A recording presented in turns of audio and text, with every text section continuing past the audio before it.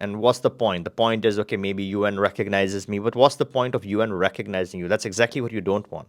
Behind the scenes, I've been communicating with a lot of smaller country presidents, and I just had a conversation with Wheat from Liberland. A lot of people are interested or taking Liberland more seriously these days. Now, SMOM rents its land from Malta. So by renting the land, they get recognition. So they have their workaround. If we don't want something to be located in a spot where it can be attacked, it can be taken away, it can be stolen. If we want stuff to be decentralized, so it's more secure, it's more protected, it's not in one control. The moment you centralize something, there's a government, there's a heavy amount of control and heavy amount of vulnerability when it's located in a certain location. The moment it's decentralized, it's more secure. That's a big temptation for me to, let's say, approach Verdes. In fact, I have approached Verdes, and I have obviously been talking with Wheat. And there are other countries where it's easy to go and ask for land and rent some land and try to prove that you have the land and make a country based on that physical piece of land. And what's the point? The point is, okay, maybe UN recognizes me, but what's the point of UN recognizing you? That's exactly what you don't want.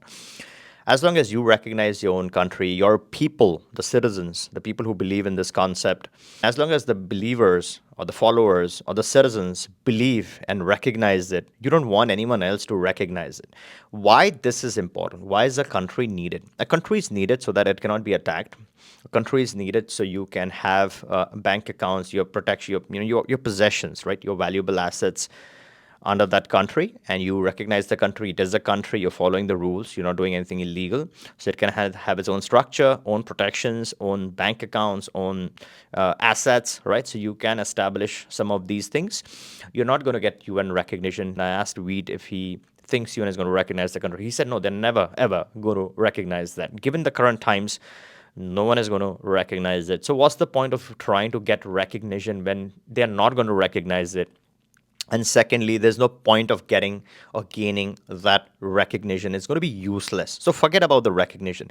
So when you are not concerned about the recognition, why do you want land? What does land solve? Are you going to, okay, if I get a small piece of land, I'm going to call it a country and try, that kind of sound a little scammy and unnecessary. Republic of Crimea should be the world's first landless or no land country. That is when it is going to make sense. So yes, there's the temptation of gaining the land or trying to solve for the land issue, maybe get some airspace or sea. So you have decentralized systems, and that is your land, that is the asset, that is the country. You have the e-governance, the e-banking, the website, the digital real estate, if you will. All that is the land of the country.